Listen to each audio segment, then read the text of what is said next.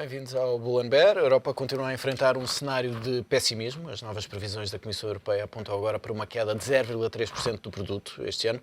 Vamos ver de que forma é que estas previsões podem mudar o sentimento dos investidores. E é um sentimento diferente também aquele que teve a Moody's em relação ao Reino Unido. A agência tirou o rating AAA à dívida britânica. O clube da anotação máxima está cada vez mais reduzido. E já fora desta lista do AAA está também o Japão, que se prepara para receber um novo governador do Banco Central. E depois de fortes valorizações na Bolsa japonesa nos últimos meses, perguntamos se as ações japonesas são uma boa aposta. Para dar as respostas, contamos, como sempre, com a presença de Diogo Teixeira, Diogo Serras Lopes e Nuno Serafim. Muito boa noite, obrigado por estarem aqui. Vamos começar por Portugal e também pela Europa. Em relação a Portugal, o custo de financiamento do país esta segunda-feira está em queda, o dia em que a Troika chega novamente ao país. A yield sobre as obrigações a 10 anos, a referência do mercado, cai para os 6,274%, um valor que é ainda considerado elevado pelos analistas, mas que contrasta com valores registados há um ano que superavam os 14,5%. São números que revelam um diferencial face às bundes alemãs de 469 pontos base. Na maturidade a 2 anos, o cenário é idêntico, o juro está nos 3,370%, bastante abaixo dos cerca de 15% do último ano. E olhamos também para as previsões de inverno da Comissão Europeia, que mostram que a zona euro só deverá regressar ao crescimento económico já no próximo ano. Já para este ano, Bruxelas prevê uma contração de 0,3%. A Comissão Europeia espera que a economia dos 27 países da União estagne em 2013. Mas no que diz respeito à zona euro, a perspectiva é ainda menos otimista, com as projeções a apontarem para uma contração de 0,3%. Our projections for this year is that there will be zero growth in the European Union as a whole and minus 0.3% GDP growth in the euro area. Na previsão anterior, era apontado um crescimento de 0,1%, mas o agravamento do desemprego nos países da moeda única acabou por ditar uma mudança. The unemployment rate in the EU amounted to 10.5% and in the euro area 11.4% last year, which unfortunately masks large differences between member states. This reflects the large adjustment challenges that some member states are still undergoing.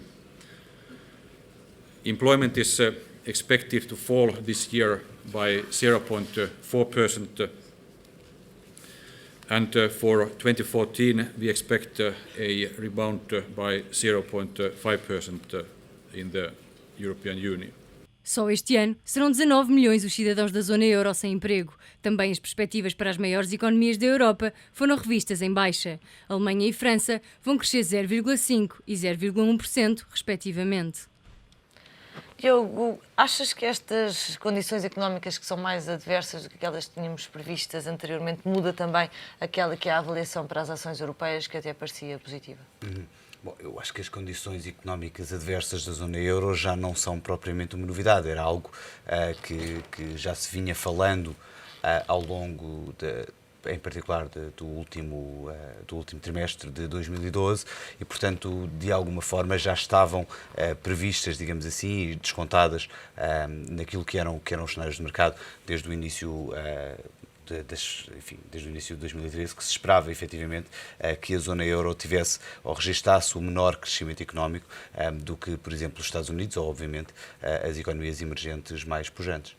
E nesse sentido, achas que estas previsões serão negativas para setores mais em particular do que para outros? Há aqui lugar a revisões de carteira dadas estas projeções em alguns dos setores ou não? Não acredito que estas previsões em específico sejam razão para fazer uma alteração significativa às carteiras de investimento. Acho que se enquadram de alguma maneira naquilo que é, enfim, o que se tem passado em termos de zona euro. Sabemos que as pressões para o crescimento económico continuam a existir, nomeadamente a zona euro continua, enfim, na sua globalidade, com políticas fiscais bastante regressivas e que não ajudam o crescimento económico, e que, por outro lado, toda a componente privada da economia também não está propriamente numa fase de expansão.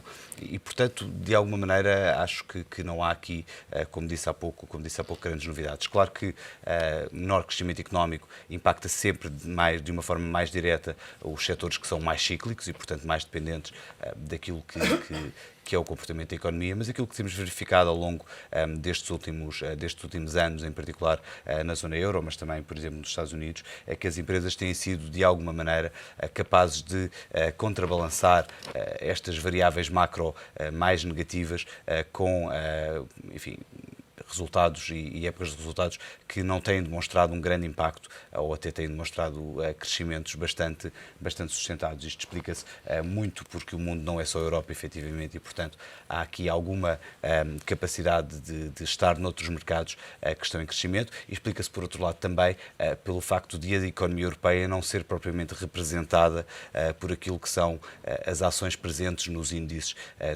bolsistas. A maior parte das economias são dominadas, digamos assim, por pequenas e médias empresas que não têm capitalização bolsista, que estão, por outro lado, também mais expostas, efetivamente, àquilo que são as respectivas economias domésticas, e, portanto, a ligação entre variáveis macro e comportamento dos índices bolsistas não é tão óbvia como às vezes parece ser. Isso até pode ficar bem patente se olharmos também para os resultados do índice IFO, que deu o maior salto em 2 anos, mostra aqui uma confiança dos empresários na Alemanha que de facto mostra que os empresários já se habituaram a conviver com uma Europa que não cresce praticamente.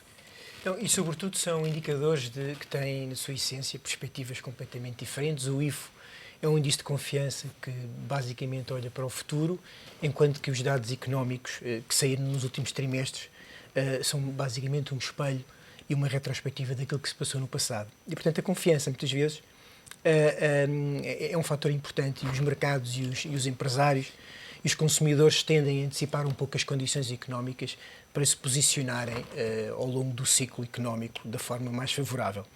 Mas, sobretudo, o que eu acho que esta revisão em baixa do crescimento económico para a zona euro veio trazer é a necessidade, um maior enfoque de continuar-se a implementar medidas de expansão monetária, seja pela via mais convencional, através de corte de taxas de juros, seja pela via mais quantitativa ou não convencional.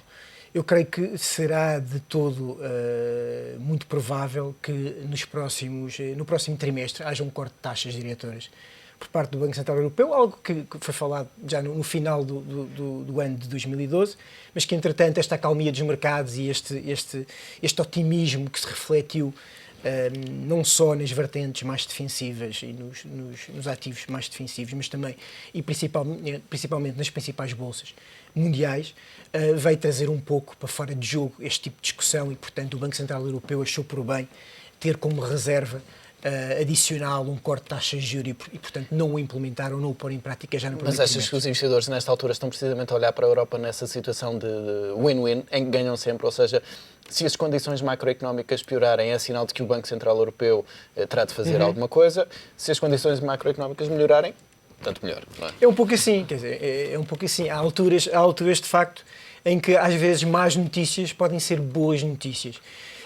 E a Europa é normal isso acontecer.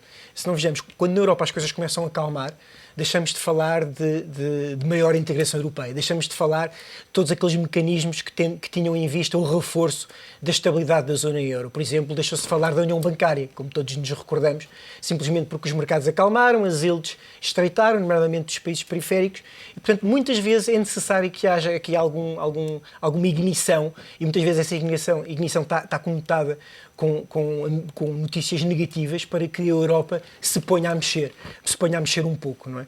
E, portanto, de certa forma, eu corroboro da tua visão que muitas vezes más notícias podem ser boas notícias, porque vão levar a que os agentes económicos e aqui os atores da política monetária reajam.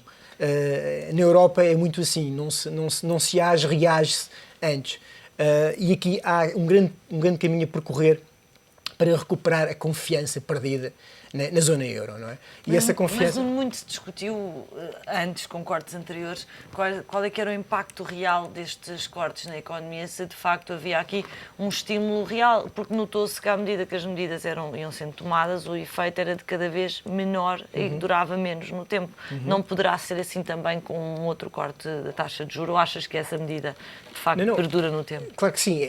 À medida que nós vamos tomando consecutivamente o mesmo medicamento, os nossos anticorpos e criam-se defesas e, portanto, o impacto da ação desse medicamento é menos efetivo, por assim dizer. Passa exatamente o mesmo com a política monetária. Eu acho que ainda estamos longe de cair na armadilha de liquidez que caiu o Japão nos últimos 10 anos, mas não podemos deixar de ignorar que políticas de expansão monetária terão o seu impacto. De facto, tem tido um impacto limitado, porque por um sem número de razões, precisamente... Depois da crise financeira veio a crise de dívida soberana, enfim, e estamos a impactar ou a tentar implementar medidas de expansão monetária em cima de problemas que vêm sempre e antecipam-se. Não conseguimos antecipar os problemas têm uma dimensão que a política monetária, tal como nós a conhecíamos, não é totalmente eficaz para fazer face a esses problemas. E por isso mesmo a criação também de políticas não convencionais e todos estes programas, os LTROs, os OMTs, mas a verdade é que a política monetária, neste caso as autoridades monetárias estão a encarar problemas com os quais nunca tinham enfrentado no passado, não é? Portanto, o problema ou o risco de desagregação da União Europeia e da zona euro era um problema que nunca tinha sido levantado. E, portanto, podemos, de facto, questionar qual é que é a efetividade, a eficiência de algumas medidas, mas o que não podemos deixar de dizer é que sem elas provavelmente estaríamos muito pior. Eu acho que com isso todos concordamos. Diogo, e relativamente mesmo que os investidores tenham ainda assim uma atitude positiva em relação às ações europeias, achas que estas previsões podem levar aqui algumas cautelas, um maior rigor na escolha dos setores, eventualmente apostarem em algo mais defensivo, tendo em conta este panorama para 2013? Eu acho que vai ter dois efeitos. O primeiro é que as antecipações dos investidores em relação às dívidas dos Estados, nomeadamente da Alemanha e França, vão proporcionar uma visibilidade ainda maior sobre um alongamento do período de taxas reais negativas. Ou seja, estava-se a pensar que com o regresso de um certo crescimento as taxas poderiam subir ligeiramente e haver eventualmente uma subida mais rápida de taxas de juros longos, nomeadamente lá do lado alemão, que está com taxas inferiores a 2%. Isso não vai acontecer. Numa Europa em decréscimo este ano e em crescimento praticamente nulo no próximo ano, e só irá acontecer talvez daqui a 2 ou 3 anos, e portanto isso significa que o investidor que quer rendimento vai ter que sair das obrigações desses Estados e ir para ativos mais arriscados, obrigações de empresas, obrigações high yield e eventualmente ações. Portanto, creio que em termos, digamos, da alocação macro, vai haver ainda uma apetência maior para ativos de risco. Por outro lado, em termos setoriais, é óbvio que o consumo europeu está deprimido, vai continuar a estar deprimido, e a necessidade dos consumidores irem à procura de preços mais baixos e de reduzir a despesa nas despesas, digamos, de consumo imediato, vai pesar sobre as empresas de distribuição, sobre as empresas de serviços, nomeadamente telecomunicações. E já se tem notado um impacto forte, nomeadamente nas grandes empresas de telecomunicações em França e noutros países que sofreram, digamos, de uma descida significativa das suas receitas unitárias. Portanto, em termos de escolha de empresas, vai de facto haver uma distinção forte entre as empresas com uma exposição internacional, com uma capacidade de impor os seus preços, que é, por exemplo, o caso das construtoras automóveis alemãs versus as empresas que estão, digamos, a sofrer dessa restrição de consumo. As construtoras, por exemplo, não entre francesas. setores, mas em termos geográficos, achas que se coloca essa questão de Não, ações europeias contra Estados Unidos ou outras regiões? Não, ou não. se Hoje, justifica? se virmos o desempenho, por exemplo, em termos percentuais da exposição das empresas europeias versus a exposição das empresas americanas em termos internacionais, estamos em frente de números muito comparáveis. Portanto, uma empresa europeia é tão europeia como uma empresa americana, basicamente é americana, ou seja, estão de facto com um nível de exposição basicamente global, com a exceção das empresas, digamos, restritas aos seus mercados nacionais, mas na maior parte estamos a falar de facto de empresas que têm uma expansão global e que, portanto, estão expostas ao desempenho da economia global e não apenas da economia europeia, falando das grandes capitalizações. E este tema, Diogo, é um pouco marginal àquele que é o do crescimento ou não crescimento da Europa, mas que poderá ter aqui algum impacto naquele que é o desempenho e a procura por ações cotadas, pelo menos, em bolsas europeias. Estou a falar da taxa Tobin, subscrita por 11 países até agora, mas estão lá as principais praças, à exceção, obviamente, do Reino Unido. Que impacto é que estás à espera que isto possa ter também no desempenho dos índices europeus? Bom, acho que vai depender muito de qual é a concretização final da taxa Tobin, que ainda não está efetivamente melhor. Há uma série de dúvidas sobre como é que se aplica um imposto deste género e o esclarecimento dessas dúvidas pode ter um impacto significativo em ser algo de negativo, enfim, positivo não deverá ser, como é evidente, mas em ser algo muito negativo ou ser algo relativamente marginal. É uma questão ainda muito fresca, acho eu. Temos só aqui esta primeira experiência de França, não é? Que já tem tido alguns... Sim, mas que não se verificou efetivamente nenhum impacto significativo em termos de negociação daquilo que são os ativos financeiros. Antes da experiência em França, tínhamos, por exemplo, também a experiência de Inglaterra, que tem efetivamente um imposto de selo sobre as transações e que, quer dizer, não deixam por isso de ser a maior praça financeira mundial e, portanto, acho que às vezes também há aqui algum exagero naquilo que também faz parte da luta de se conseguir ou não que um imposto deste género seja criado. Os riscos são sempre de como é que se consegue fazer isto sem que seja extremamente fácil fazer uma deslocalização ou das empresas que estão cotadas para sítios onde estas taxas não são cobradas, ou mesmo dos próprios investidores, dependendo de onde é que efetivamente vai cair finalmente o imposto, se é sobre os intermediários, se é sobre os consumidores finais, etc, etc. Só sobre os intermediários, à partida será passado para o investidor final. Pois sim, de alguma forma há de ser sempre passado para o investidor final. Agora, é um tema que vai continuar a existir e que eu acho que se enquadra dentro enfim, de um contexto de procura de receitas onde efetivamente elas não têm vindo a existir e, portanto, é natural que se vá buscar ou que se tente fazer alguma coisa sobre setores que são pouco taxados, digamos assim, particularmente face àquilo que é a taxação sobre rendimentos que existe atualmente. Agora, não estou à espera, sinceramente, que seja um impacto grande ou que mesmo assim que os decisores políticos queiram neste momento colocar um entrave muito significativo àquilo que é a circulação de capital dentro da própria zona euro. Agora, se esse bom senso existe ou não, é uma questão a ver. Se virmos o exemplo francês, nomeadamente, que já está em vigor, uma grande parte das transações não está a ser abrangido pela taxa Tobin.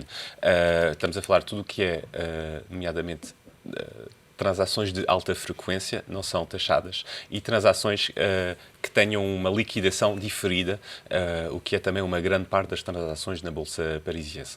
Portanto, digamos, os governos procuram também evitar, procuram receitas, é verdade, mas procuram também evitar, de facto, esta fuga de capitais e, portanto, tentam estar a falar disso, numa fuga francamente, de capitais. nestes valores, acho que não.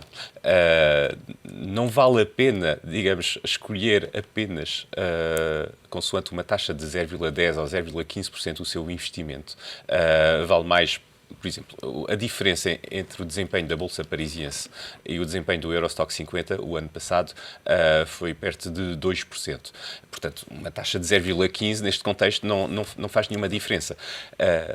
creio que o investidor procura, antes de mais, ir ver quais são as empresas que têm, de facto, um bom desempenho e depois bom irá aplicar uma taxa de 0,15 para diferenciar. Isso, se virmos, por exemplo, quais são as taxas que são aplicadas hoje no mercado brasileiro, não impede que haja muitos investidores interessados em pagar, mesmo pagando 6% sobre os seus investimentos no Brasil, em pagar essa taxa. E estamos aqui a falar de taxas muito menores no caso europeu. Mas isso deveria ser mais fácil, com esse argumento, deveria ser mais fácil introduzir uma taxa Tobin numa altura em que os potenciais de valorização das empresas fossem superiores porque a economia estava a crescer. O que é o caso hoje?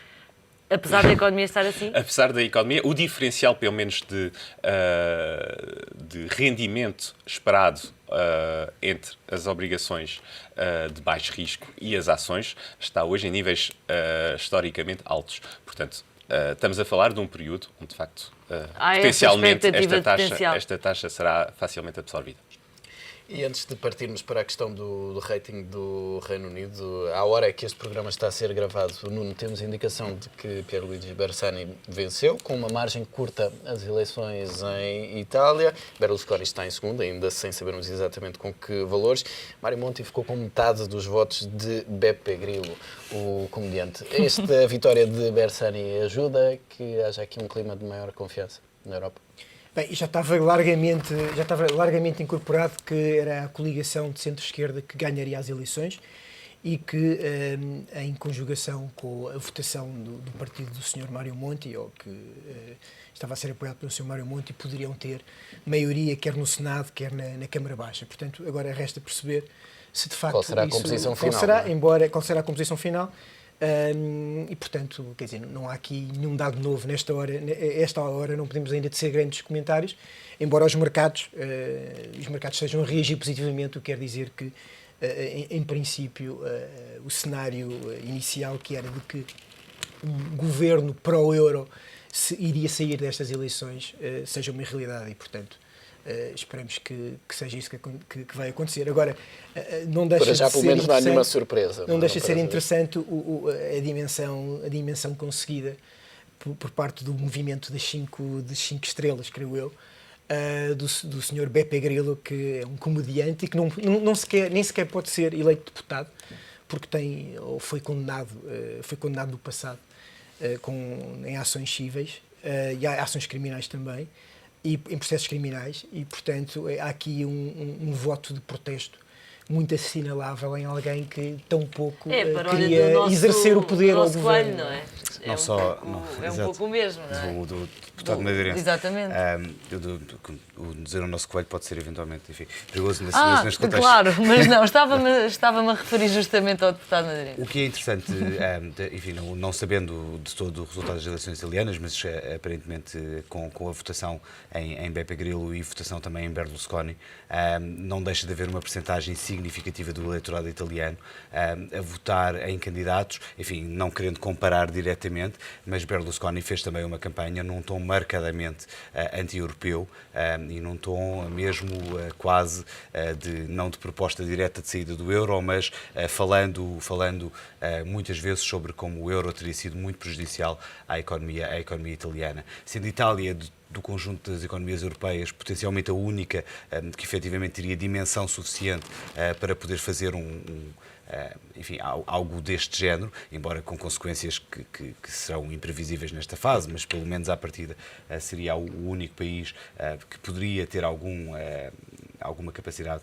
de pelo menos colocar essa questão em cima da mesa. Não deixa ainda assim, mesmo com a vitória de Bersani, que é marcadamente pró-europeu e relativamente próximo de Monti nas reformas que foram feitas, não deixa de ser ainda assim um sinal bastante preocupante face àquilo que pode vir a ser a evolução da política europeia e da resposta dos eleitores europeus. São dados que temos que continuar a acompanhar ao longo dos próximos dias.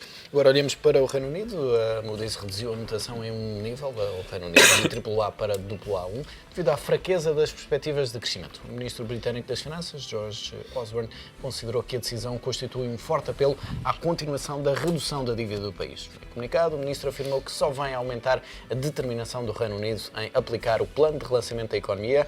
Sublinhou que o país já reduziu o déficit em 1/4, o que permitiu ter taxas de juros muito baixas e um número recorde de empregos. Osborne reconheceu ainda que o Reino Unido enfrenta grandes desafios devido ao aumento da dívida ao longo dos últimos anos.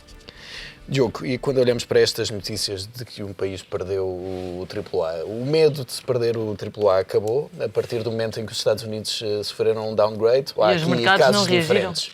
Acho que precisamos basicamente de ter uma aula de AAA por parte das agências de rating. Eu já não percebo muito bem o que é que quer dizer o AAA e, sobretudo, o que é que significa um rating hoje em dia dessas agências, porque já não percebemos muito bem o que é, se o rating serve para medir o risco de incumprimento em relação à dívida e, se for o caso, de facto não percebo esta descida de rating, não faz sentido considerar que há o menor risco de incumprimento por parte de um governo como o Reino Unido, que emite a sua própria moeda e que, portanto, irá pagar, seja isso com libras a valerem um euro ou libras a valerem meio euro. Portanto, não há... é preciso perceber, então, talvez, que o rating significa uma perda a médio prazo de poder de compra para um investidor em dívida emitida pelo Estado em questão. E, neste caso, então, também não percebo porque é que a Alemanha conserva um AAA. Está a emitir dívida em taxas de juros reais negativas, que irão se manter negativas nos próximos anos e, portanto, também não percebo, nesse caso, o que é chamado AAA por parte das agências de rating. Basicamente, acho que hoje em dia estas notações, estes ratings, perderam de facto uma grande parte do seu significado para o investidor, seja ele o investidor profissional que de facto percebe perfeitamente o que é o risco de incumprimento e o risco inflacionista, digamos, de um emissor como a Grã-Bretanha e não precisa de uma Moody's ou de uma Standard & Poor's para definir qual vai ser a sua política de investimento. E para o particular também já percebeu, tendo sido enganado por essas mesmas agências de rating há uns anos em relação às dívidas emitidas no âmbito do subprime americano, que de facto os métodos de avaliação proporcionados pelas agências de rating estão muito longe das realidades de mercado e muito longe das realidades dos investidores, basicamente, hoje em dia.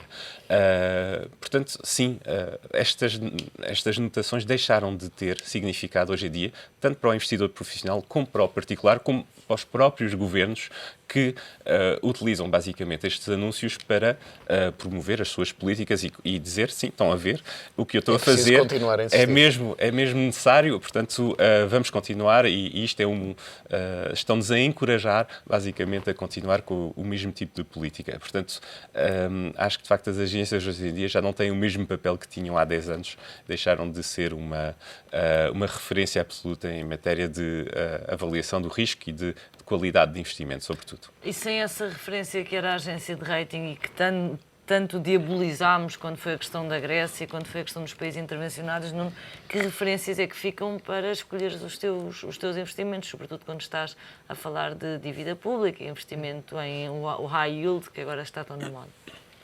Não, claro que há aqui uma alteração de paradigma, mas eu acho que vai ser difícil. Aliás, já tivemos esta discussão há uns tempos atrás sobre agências de rating e a sua utilidade.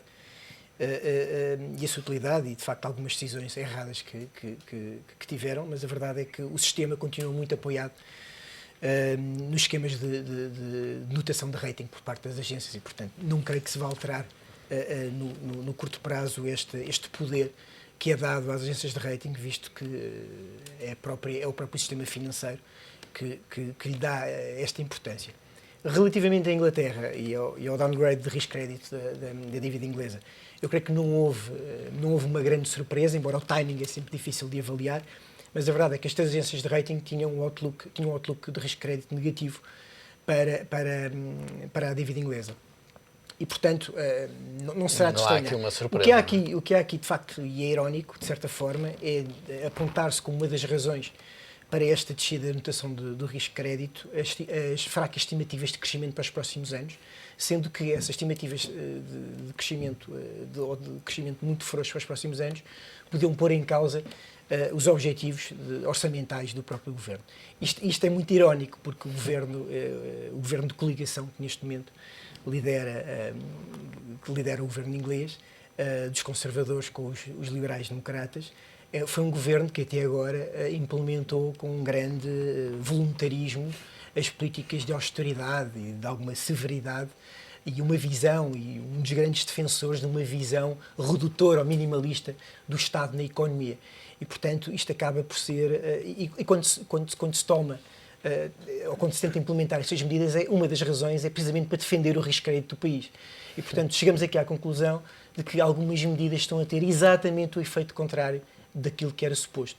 E no caso inglês isto é bastante irónico e provavelmente poderá ser um incentivo, apesar das declarações do Sr. Osborne não serem nesse sentido, mas poderá ser um incentivo para a médio e longo prazo se alterarem, não digo radicalmente, mas ou pelo menos se temperar a austeridade com algumas políticas de incentivo ao crescimento. Aliás, esperava-se que em março a Inglaterra eles têm o saudável hábito de fazer revisões orçamentais, ou pelo menos darem dados, como em Portugal, mas fazerem revisões do orçamento 3 em 3 meses. Em março era esperado que este governo já tentasse fazer um pouco desse tempero com o anúncio de incentivos fiscais para os rendimentos inferiores e algumas medidas simbólicas do lado do investimento público. E, portanto, pode ser que seja um bom sinal, ou seja, muitas vezes só conseguimos avançar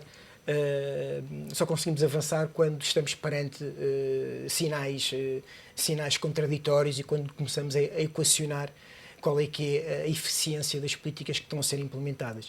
Na realidade, aquilo que vivemos na Europa, e não é só para a Inglaterra, na Europa, é que, findo este período de crise mais aguda, a Europa, a zona euro, de forma agregada, o PIB da zona euro, de forma agregada, está 3% abaixo do período pré-crise.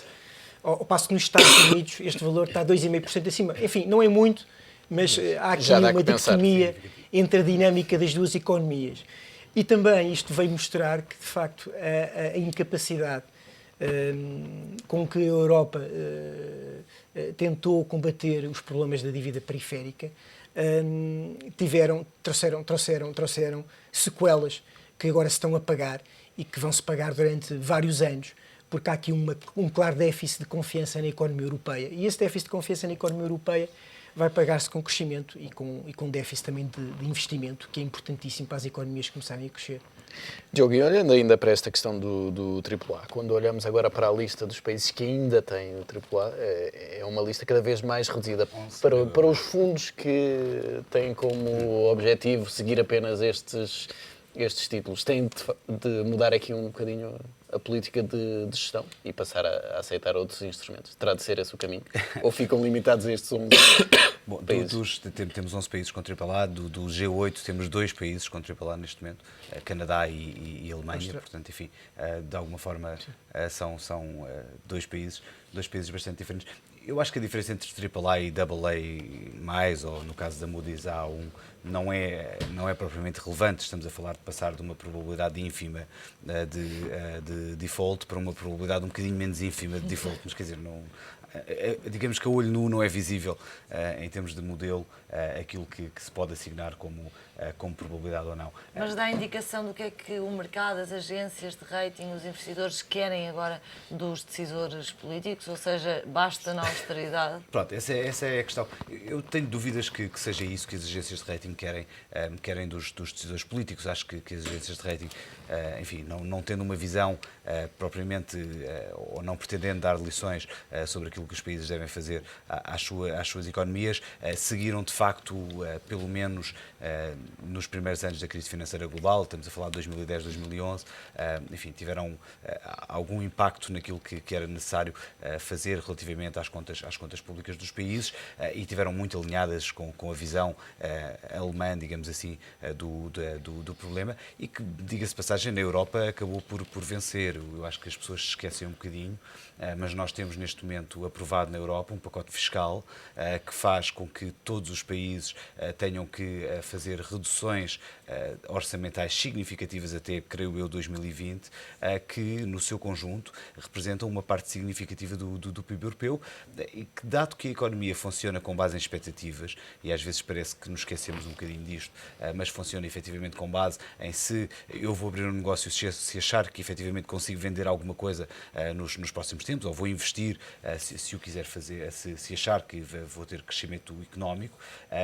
E olhando para a queda do investimento no continente europeu ao longo dos últimos anos, isso não são efetivamente nada boas notícias para os cidadãos da Europa. E, portanto, há aqui uma espécie de quase quadratura do círculo, glosando o nome de outro programa televisivo, entre aquilo que é a necessária austeridade fiscal e aquilo que é o depois não olharmos para o impacto que essa austeridade tem efetivamente sobre o crescimento, que por outro lado faz com que as dívidas sejam mais insustentáveis e, portanto, que seja necessária mais austeridade fiscal. Enfim, estamos aqui num problema relativamente ciclo complicado. Eu acho que as agências de rating estão tão confusas face à política económica quanto os governos europeus e a generalidade dos cidadãos, portanto não lhes daria aí nenhum poder Mas seguem a mesma máxima. Em caso de dúvida, é cortar. Em caso de dúvida é cortar, exatamente. Fazemos aqui uma curta pausa. Na segunda parte vamos olhar para o Japão. Fique por aí. Até já.